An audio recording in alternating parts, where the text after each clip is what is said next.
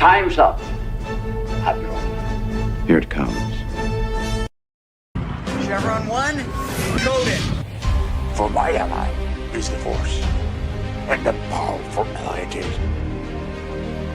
Life creates it, makes it grow. You failed, Your Highness. I am a Jedi, like my father before me.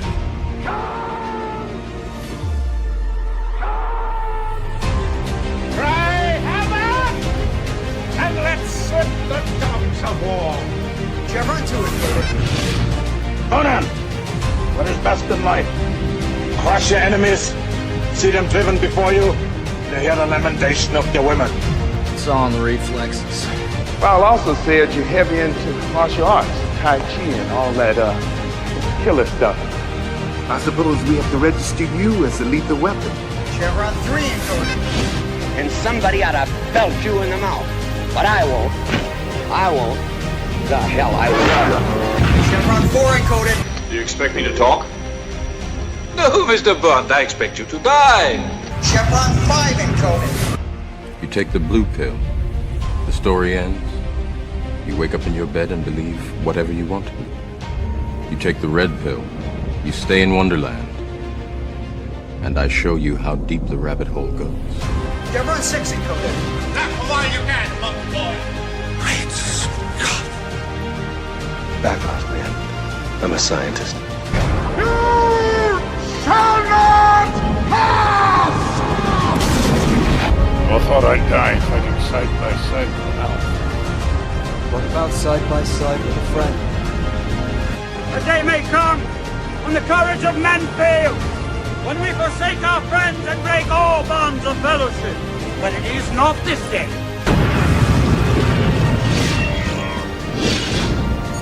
Chevron 7 is locked.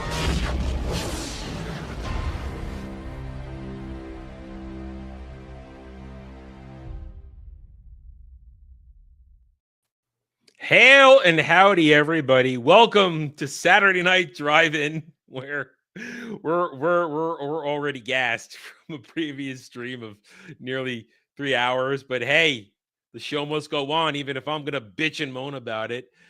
Jed can attest I was bitching and moaning, but we're here anyway, aren't we, Jed?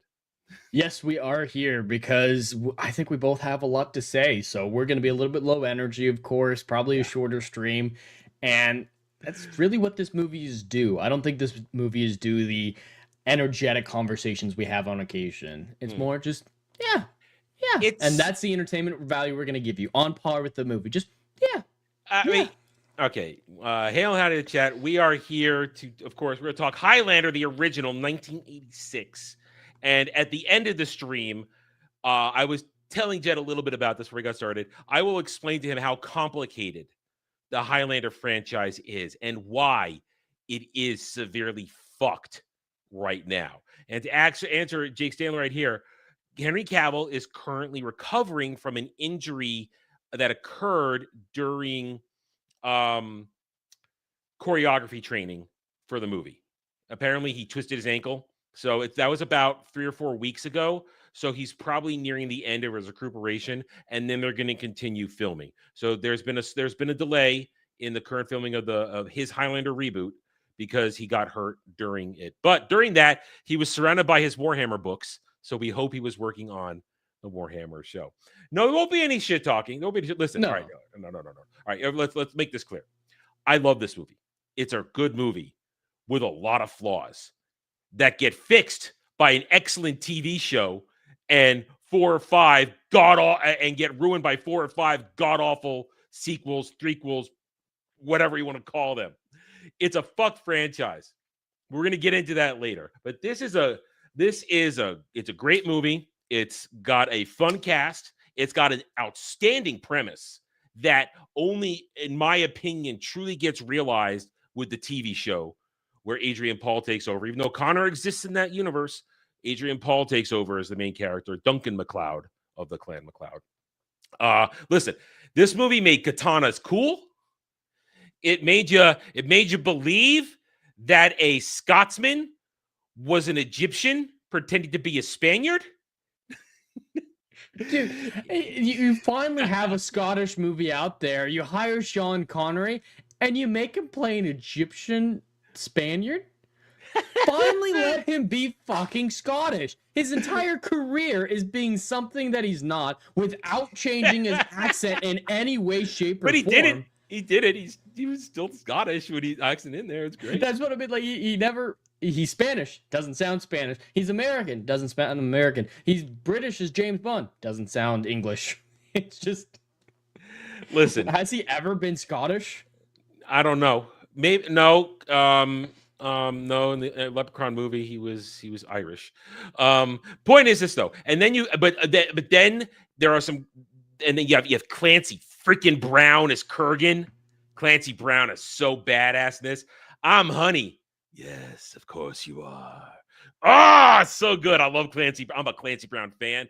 And then, of course, we will talk about it. You have possibly one of the greatest soundtracks, not scores, because it's not a score, soundtracks ever created for a movie by Queen. It's a Kind of Magic. And they didn't even want to do it. Freddie didn't want to do this, but they talked him into it. And look what you got. You have got an intro song, Princes of the Universe, that is embedded into pop culture zeitgeist.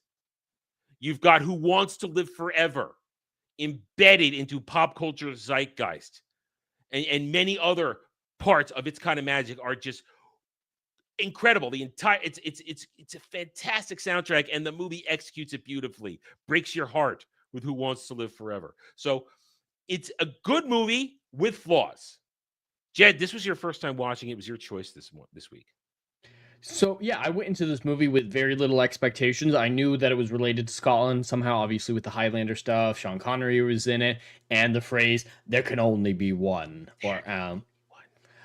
But besides that, I didn't know much from it. I knew that there were modern day stuff, but I thought it was time travel. That's what I went into this thinking, that there was time travel involved. Maybe X-Men Days of Future Past style time travel where he's, going into the body of his ancestor or something like that. I was expecting something like that, but pretty early on in the movie, it revealed that he was immortal very, very early on. And that's actually where some of my problems derive from. I enjoyed this movie. I don't think it's a good movie, though. I see its potential. I'm fascinated by its potential. That's why I'm finally looking forward to the Henry Cavill remake, because I see a good movie with a fascinating idea here that wasn't executed good. And you heard my answer to you in off-camera discussions. The concept is great, but the movie rushes through so much, and you don't get to live in this world. The TV show executes the premise perfectly with time and effort and characters and this and stuff. I'll talk about that towards the end of the discussion. So when I first saw this, when it came out in the 80s, because I'm old as goddamn dirt, I didn't see it in the theaters because I was a little young for that. But it was when it came out on VHS, it was brought home for family video night on the weekend. And I was sat down, watched it, and at first I'm watching this, and to a little kid, it's very unclear that Connor is remembering his past. I too thought it was two different people, two men who looked the same as a little kid seeing this. Now you get older, you realize that, okay, no, these are flashbacks. But what we have here is essentially this. This takes place in the mid-'80s, 1986, 1985, 86. We are reaching the end of a thousands of years competition, loosely battle, competition to see who will be the last standing immortal. The immortals have existed for thousands of years, battling for what they call the prize. Give me the prize. I love that. Give me the prize. That's a great track. Give me the prize. I am the one, the only one. I am the god of kingdom come. Just give me the prize. Freddie. Anyway, the soundtrack, you haven't said, the soundtrack is so perfectly woven into the catchphrases of the movie. It's fantastic. Anyway, so they're competing for the prize. And but the thing is, the immortals, they don't know what the prize is. They just know there can be only one immortal. And Here's something that the movie doesn't really lay out. So, Jed, you understand the only way to kill an immortal is to cut their head off. Mm-hmm. And every time you cut an immortal's head off, an explosion of power happens. It's called the quickening.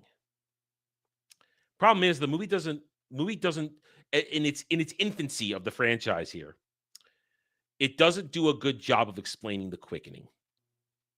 That's the problem. It gets much better explained in the TV show.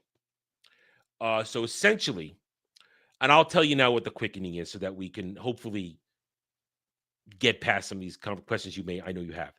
What the quickening is the power of an immortal.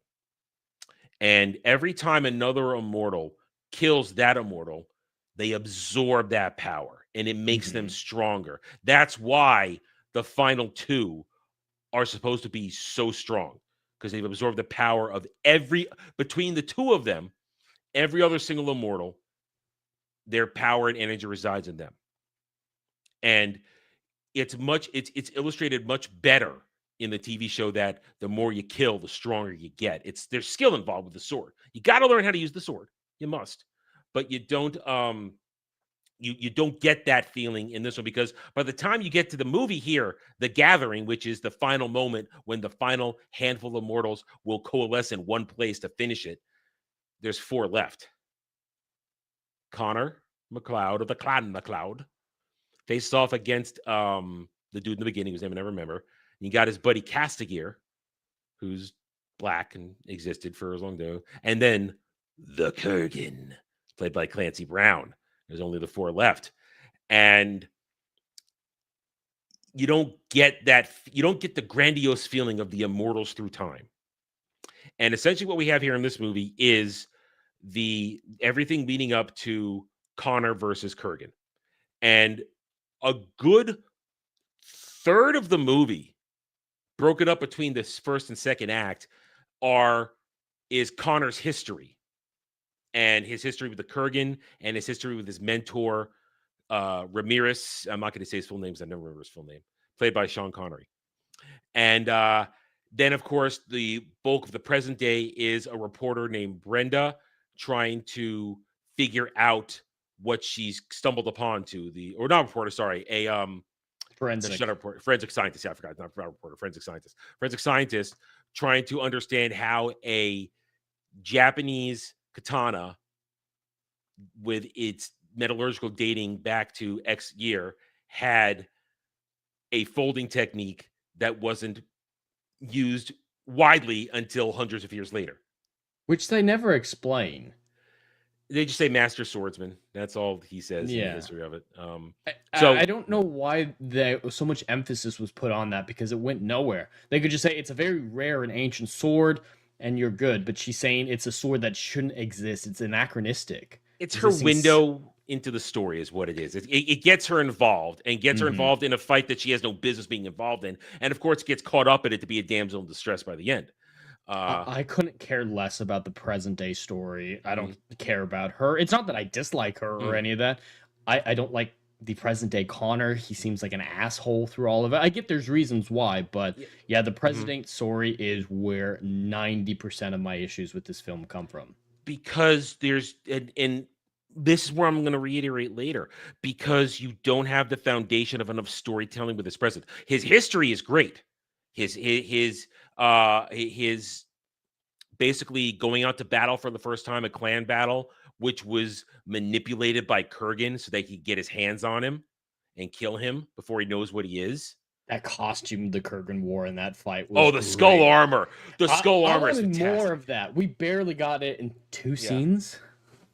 Yeah, you get his full regalia in the clan battle, and then when he catches up to Ramirez, he's got the remains of it, because he's gone through a little bit of rough times since that battle. Kurgan went through some shit apparently. But the Kurgan's armor is fantastic, and I love his sword. I love his sword. I love all the swords. And this is one of the movies I can probably trace to my love of swords as a kid, because I had only seen lightsabers and this and that, but this movie showed me this might even be the origin of my katana lust. It might be my lust and love for only katanas. Had there been dual wielding, you would have started so much sooner. Yeah, that took a few years. Listen, I didn't get my dual wheel. Listen, dual wielding came. Hey, listen, Ninja Turtles came out a few years later, and I got my dual wielding with Leonardo. So it wasn't too much later where I got that. Point is, the swords are all beautiful in this, and like we said, the choreography is a little eh. Christopher Lambert is pretty rough. He can't really do it. Clancy Brown could do it, but Christopher Lambert could not. Sean Connery could do it, although their fight in the collapsing tower, it's not much of a fight. It's more of like a retreating fight, which is so cool. That's well done. And that's Sean Connery, Clancy Brown chewing up scenery. It's so good. See, there are they really both have good such moments. presence. Yeah, that's the thing. This is Christopher Lambert would go on to have a career in B movies and stuff like that, but this is like his first exposure to a lot of people. And you're right when you say present day Connor doesn't have the gravitas of his memory Connor, of past Connor, who goes through all the shit, where he goes to the battle, gets wounded, has a death wound, but then miraculously survives. And listen, everybody's reaction to a miraculous recovery like that, everybody, you're a witch. You're a witch. It's pretty fair in that culture. I can see that happening. Yeah.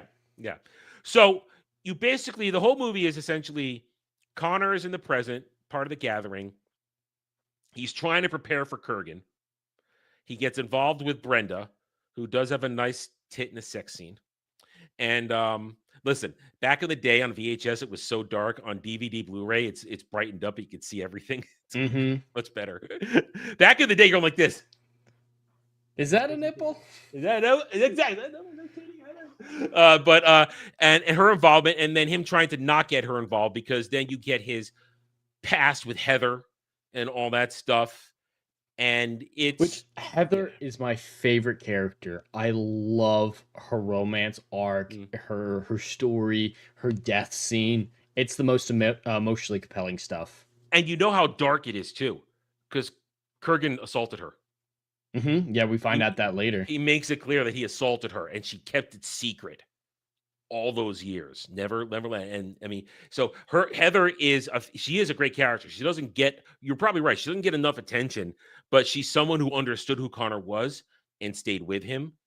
And it's so touching. I still see you as that Bonnie lass that I found years ago, and it's so great. So. And everything leads up to the fight. He left the sword there, though. His McLeod clan sword was my favorite one. Really? In the movie.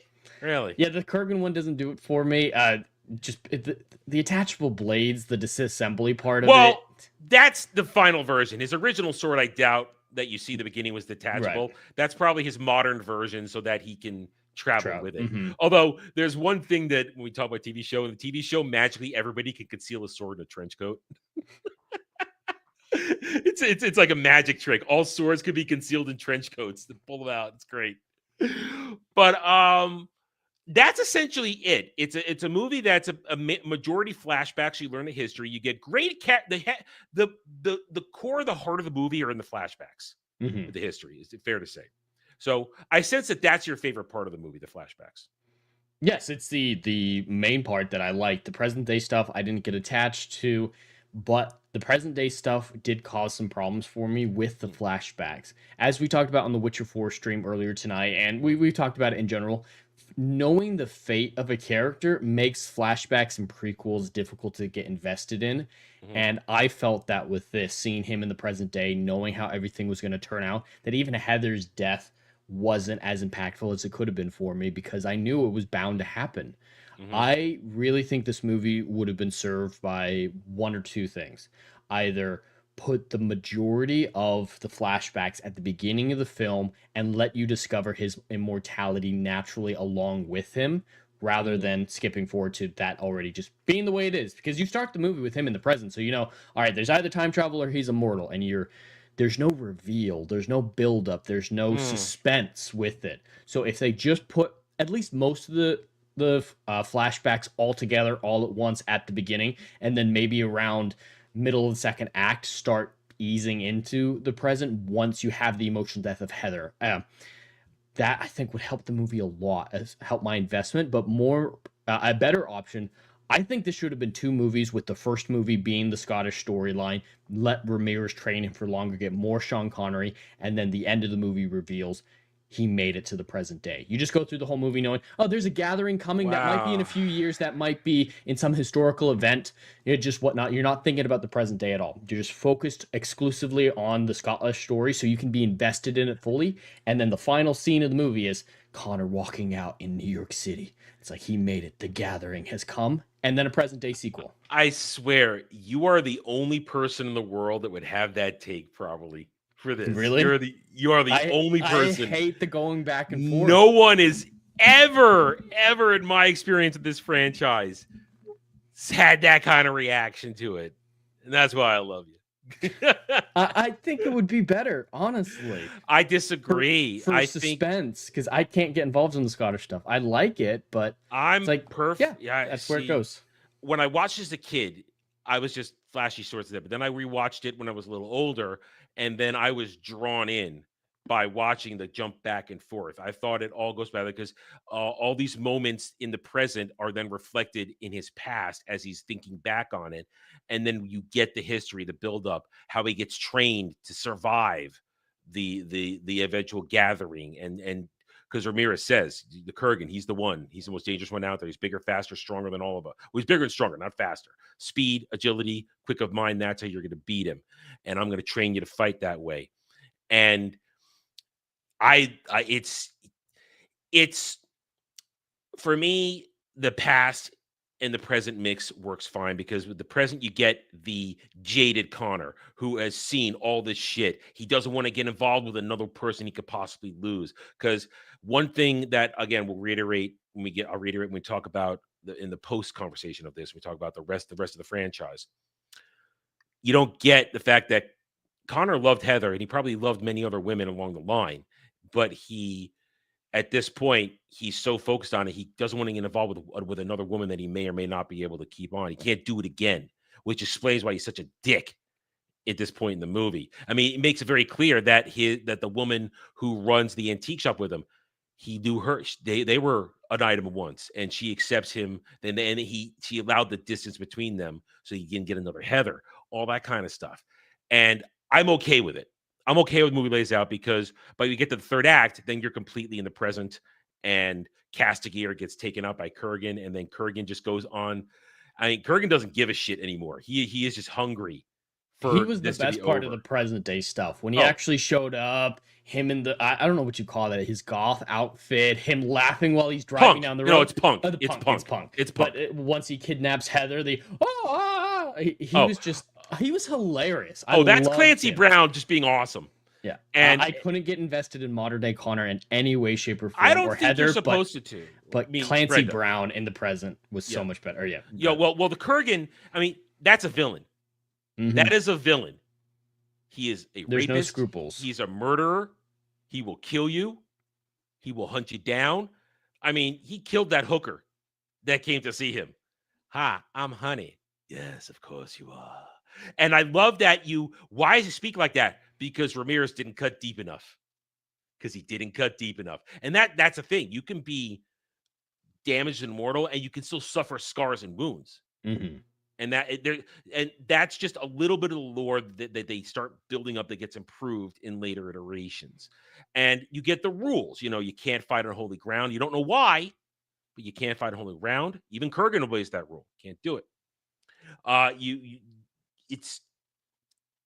There's something so enticing about this. Immortals fighting for an unknown prize.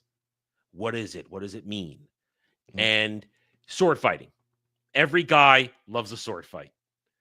Everyone does. Now, again, the choreography is a little iffy, especially the final battle. The prize is wild. All right, here's the thing. This is the only... This is the only time you learn what the prize is in this movie. Because after that, in other versions, the prize remains unknown. What is the prize?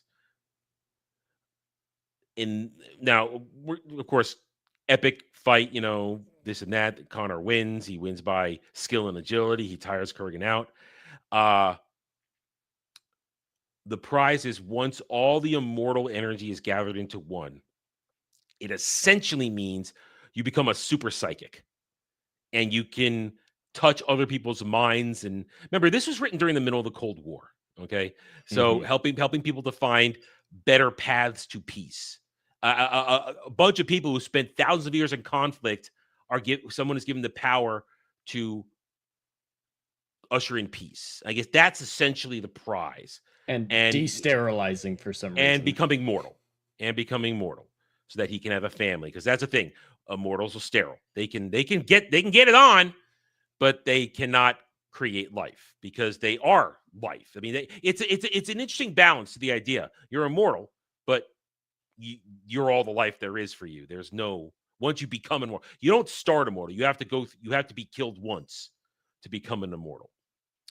And it's just, the lore is fascinating.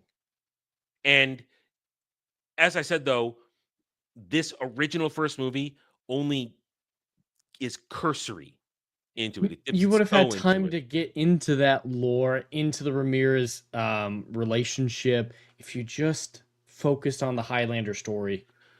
But in the first movie, you have time to tell this story. I can understand what you're saying. I can understand you saying that.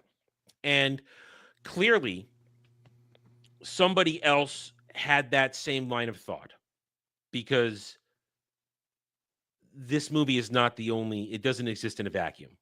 This movie itself can exist in a vacuum, but Highlander as a franchise does not exist in a vacuum. And now because there are great scenes, there's great backs and forth. Everything Sean Connery in this is great. Every scene is great. There's not enough of him. He's in like 20 minutes. And this is that. And now I'm going to both hurt you and intrigue you at the same time. Okay. It's intriguing, but if I intrigue you enough, it will only lead to pain and suffering. Okay. So other people thought this as well, because we apologize to the chat, but we didn't plan today very well. Okay. We did not. So we are gassed from previous stream, and there's not much to talk about in this movie. It's not a deep movie. It is not. It's a fun movie, but it's not deep. I mean, if you want depth, just think about each song. I mean, to talk about it, Who Wants to Live Forever, tied to Connor and Heather's life after Kurgan killed Ramirez and assaulted her.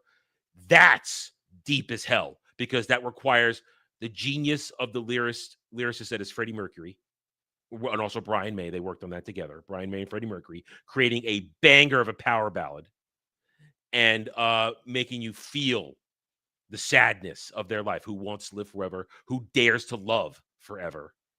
It's great. It's fantastic. But there's not much more depth to it after, unless you want to understand Connor like finding love again when he has the prize, or finding a reason not just to fight but to protect, stuff like that.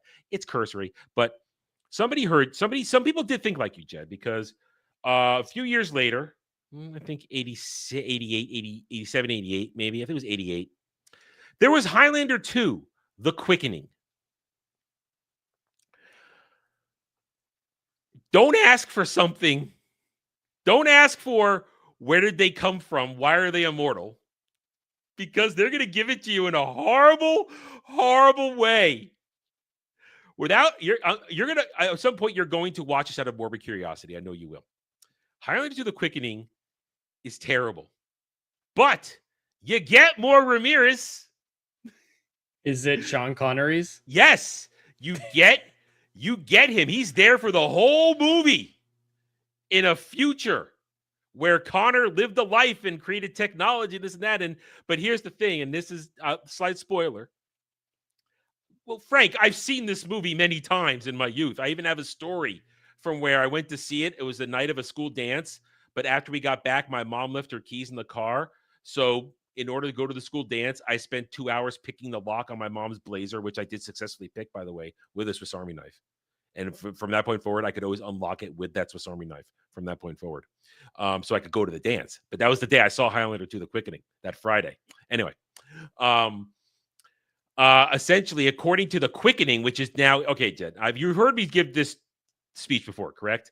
There are essentially 5 separate Highlander timelines that spawn from this first movie. And none of them are essentially connected at all. Not really, when you think about it. The first one is now Highlander 2: The Quickening, where we discover that all immortals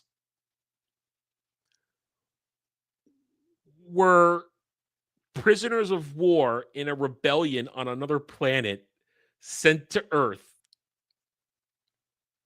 where the prize was either what Connor claimed in the first movie, or if you got all your memories back, return to their planet to resume the revolution against the evil dictator played by Michael Ironside, who is still alive for some reason all these thousands of years later. Look at his face. Look at his face. It's so bad. That isn't an explanation.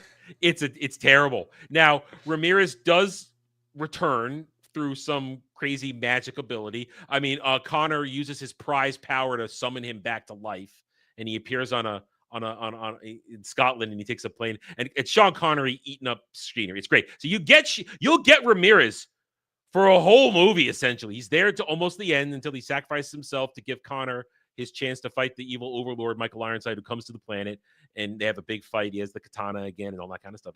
You get it. You get it. But you don't want it. It's bad. And then in between that, let me look up the year. Hang on. Let me look up the year. The first one seemed fantasy mythology based, and then they turned like it into science fiction. Then they turned into science fiction. Highlander, the TV series. Okay. Highlander is starring Adrian Paul. Released in 1992. 119 episodes, 6 seasons. All really good. And here is where you get that depth you wanted for characters, experience, knowing what those previous lives. Because Duncan MacLeod of the Clan MacLeod, born into the same clan as Connor, also ends up an immortal. Connor exists in this timeline, rescues Duncan after he gets kicked out for similar reasons. And then Duncan lives for a similar amount of time, about 100 years later. He's a little younger than Connor, but now he goes through life. Now, it's also in the TV show, it's the beginning of the gathering. There's only X amount of immortals left, but there's still hundreds of them left. Dozens, maybe hundreds. I don't know. But still some of the oldest ones are. We're talking thousands of years old. Then, if you want your character development, you want a duel of the week, you want a history of the week, you want relationships, all that, there's 6 seasons of glory right there.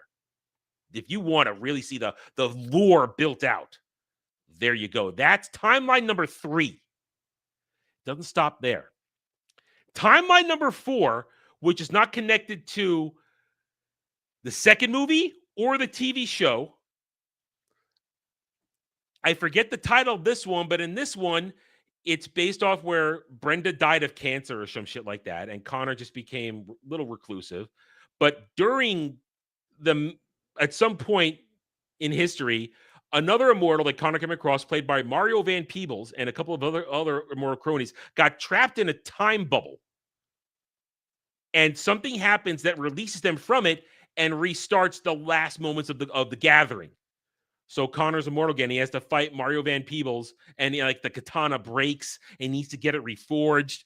All kinds of crazy shit. So he's got to fight Mario Van Peebles. And it's not good either. Better choreography the first one, because it looks like Graham Bear put a little more time into training this time, but it's not good. Now, Mario Van Peebles, he can keep up. That's the 4th timeline. Then there's a 5th one, breaking off from the TV show, where Duncan and Connor are facing an enemy that's too strong for them. And the only way, this one's called Endgame, Highlander Endgame. The only way Duncan can beat this guy is if he defeats Connor and absorbs his powers. So they fight each other to see who's going to be stronger. And he kills Connor in a quickening, absorbs his quickening, and becomes strong enough to face this other one. And that's not necessarily, it's based on the TV show, but not necessarily the TV show. And then there's one more. If we're not counting the cartoons, because there's a couple of cartoons out there. There's one more. Set in the distant post-apocalyptic future where Duncan is searching for the source of immortals.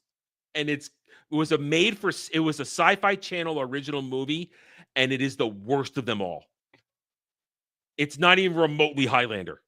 Nothing. It's Highlander name only. It's god awful. This franchise is a mess. Do you understand what I said? This franchise is so fucked. It's due for a reboot.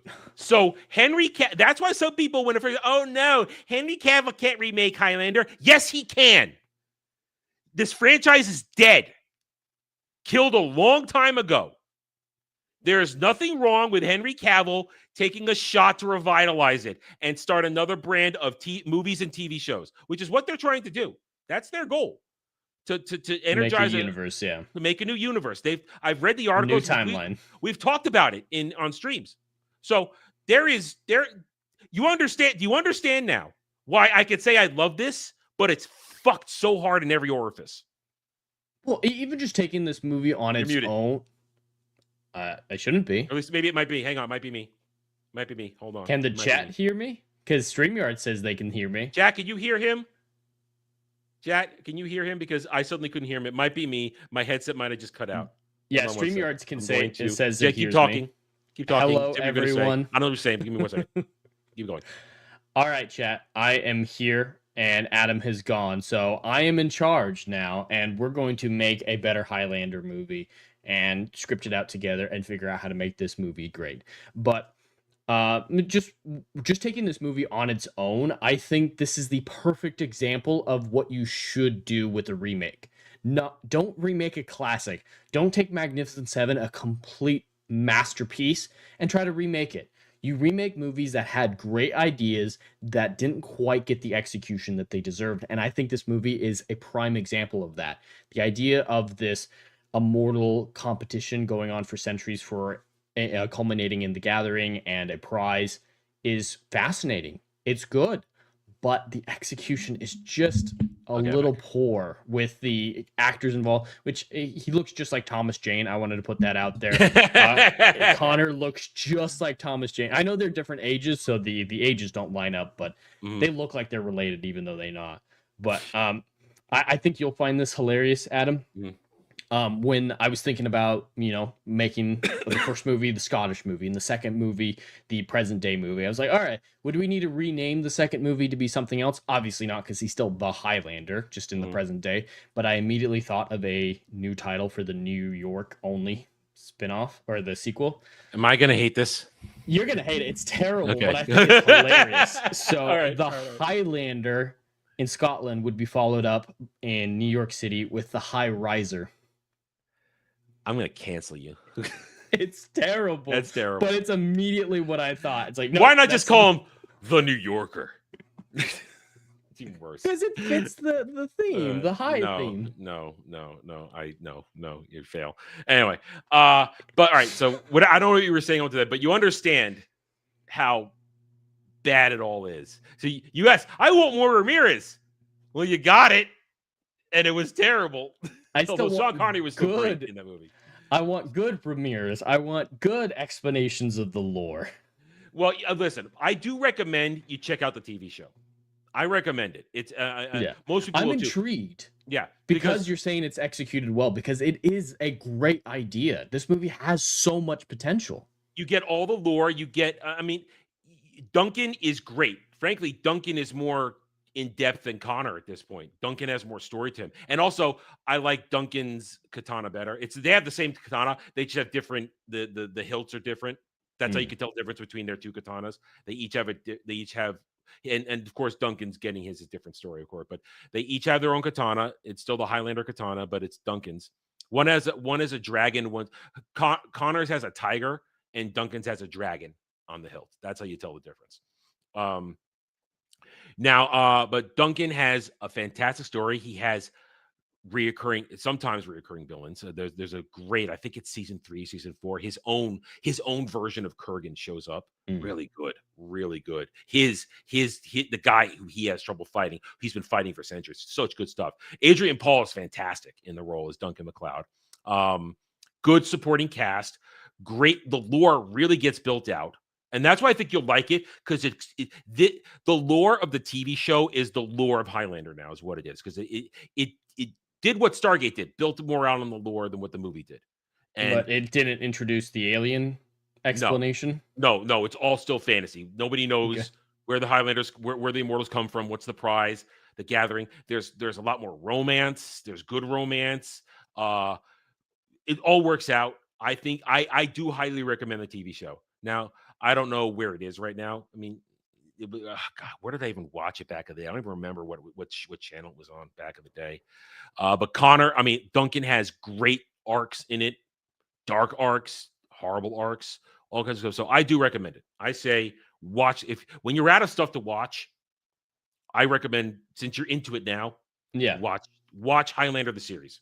I'm definitely interested. This movie, though I think it is a bad movie, I enjoyed enough of it to be curious. And if you're saying, it was executed well in the TV show, that's enough of a pitch to get me to put it on the list. Because think about this TV show, all the different swords and sword fighting styles you see every week throughout the seasons.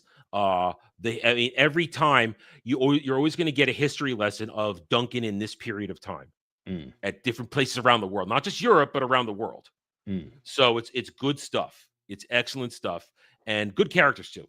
Good characters, great characters. So now that I've seen it, I could see it as partially being an inspiration for Assassin's Creed as well. I would leave that to your discretion. The bouncing back and forth. If it's done well, it's hard to do a story like that where you bounce between two timelines or two time periods and caring. Yeah, they usually do it. In terms of in the show, they usually do it to either explain an issue Duncan is having, or if he's encountered that particular immortal before. Because sometimes it's an encounter again, or maybe they were friends and now they have to fight. Because that happens sometimes because it's the Gathering. Is the present day story the primary one that you're supposed to be invested in? Okay, yes. So that's the bigger thing. Is the movie made it feel like for the first half you were supposed to be more invested in the Scottish storyline, and that's why I couldn't. But if the TV show is like, yep, this is where we're invested. This is where we care about the character, and this is tertiary information that helps you understand the present better. It helps you understand that works. Yeah, the episode of the week. The history lesson understands Duncan's either dilemma or his relationship, or maybe how he's interacting with that thing. So that's where the history lessons come in, and they sometimes they skip them. They do it heavily in the first season. But it kind of wanes as the cast broadens and the relationships broaden. They need to rely on that less and less. But it's still all great. And of course, that makes it sound like it would work. Great choreography every week. I love the duels every week. I mean, really, you literally get a sword fight of the week. It's fantastic. If you're a sword nut like I am, a duel nut, it's a sword fight every week, and you love it. So I will say the show is better than all the movies. And if you're going to do anything, I would say you can watch the show, and then maybe Highlander Endgame you can sort of say is a conclusion because it concludes Connor's story. I mean, because you got to understand, when you watch the show, the events of this movie we just talked about never happened. Ramirez existed, but we don't know what happened to him. Kurgan either didn't make it out of that era into the modern day, or he never existed. It's an alternate timeline. It literally is another timeline, and it's done successfully. It's one of the few times you could spin off an alternate timeline and you go, wow, you know what? I like the original Bell. No, I like the TV show better. I do. I can say that honestly. And I think some of the chat's going to agree with me on this, because they're all saying, see the chat is praising the show. The chat's been praising the show all stream. So, well, I mean, possibly. I don't remember them ever. I think in the pilot, Connor mentions Ramirez, but I don't think Ramirez ever comes up again in conversation ever in the series. I'm granted, it has been well over a decade, maybe more, since I last watched this. Hell, if Jed starts watching it, I might start watching it again, just so I can so we can have conversations about it. I gotta finish Star Trek first. I'm you're fine. 4 of TNG. Well, you got a lot to. You got TNG, then you got to get the DS9 to come on Wormhole Watch. Yep, DS9, Voyager, and then Picard season 3. I like Voyager enough that I'm going to rewatch it. Yeah. Enterprise, I like, but not. You don't need to watch Enterprise. No. We can accept I'm going to it. finally see Picard season 3 for the first time. That I can't wait. I think you're going to have the same reaction everybody else did. Good love letter, an attempt to work with the crap that Terry Matalas was left with the Kurtzman Trek, and essentially it is a middle finger to Kurtzman Trek. It is. It's completely. That's why Legacy never happened. Yes, that is why Legacy never happened, because Kurtzman couldn't take it that Terry Matalas with a shoestring budget made better Star Trek than he did with hundreds of millions of dollars at his disposal. That's tangent. Thank you guys. I think we're done here. We're done. Sam 8000 on over here. DS9 is better than TNG. There's the argument for that. I don't argue with I don't that. agree or disagree. There are certain things each one does better. And I love DS9. And you can catch myself, Bradley Burnett, Duke Devil 95, Jay Fracture Filter, and Jay Hitman as we talk Wormhole Watch DS9 every week. We record it Sundays, gets up on Brad's channel every Wednesday. You can watch it there. Jed will eventually be a guest. Our guest this week is Melee James. So you know it's going to be chaotic. Anyway, we are definitely way off Highlander. But again, my recommendation is to go watch TV series. When you're out of things to watch, and you got a lot of Star Trek to watch, so you'll be good. But it's not an Alien situation where I had to marathon everything in that franchise, but I'm interested in the idea. It's one of those few cases where I think the movie is bad, but there's enough greatness to it that I'm not burnt on the franchise. I'm not completely disinterested. It got enough of a leash in there. The TV show, I think, will give you everything you wanted from this. I think it will. I honestly think it will. All right. With that said, we got to score this so we can get out of here. Jed, it's your week. You get to go first. Perfect. Well, all my thoughts are still applicable here. I think it's a bad movie with a great concept and things that I do like about it. The Heather storyline is the one that I care about the most. And with an expansion to that story and at least making Heather's end be the transitional point to find out that he's immortal would help the movie a lot, in my opinion. I think if we didn't know he made it to the present day until after Heather died, her death scene where he's just holding her in bed and saying, I don't understand why you didn't leave me all those years ago. That emotional moment would have hit so much harder if we didn't see it coming from the very beginning.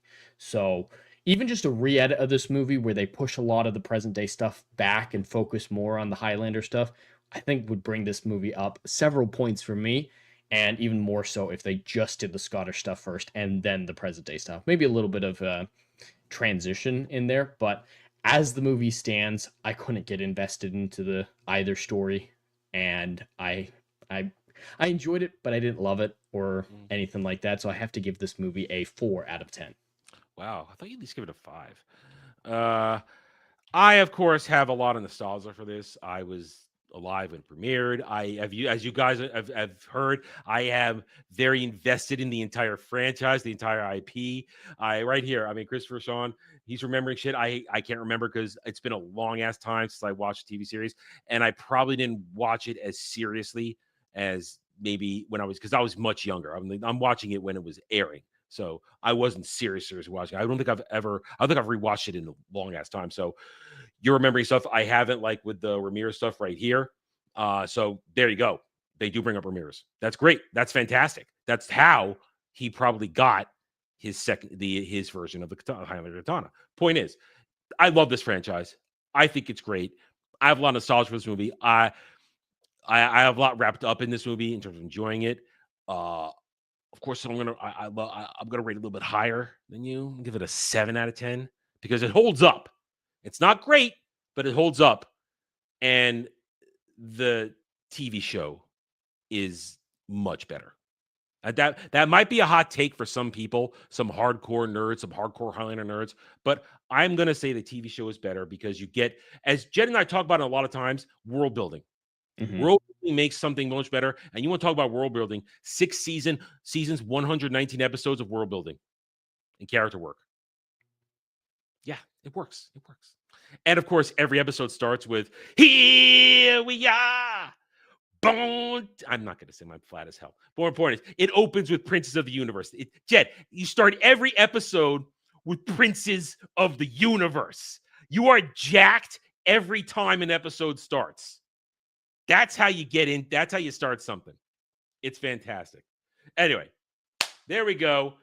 Thank you, everybody, for joining us today. Next week, I guess I am going to stick with what my original thought was for my movie. We're going to take a drastic shift from what we've been talking fantasy, science fiction, horror for Spooky Month.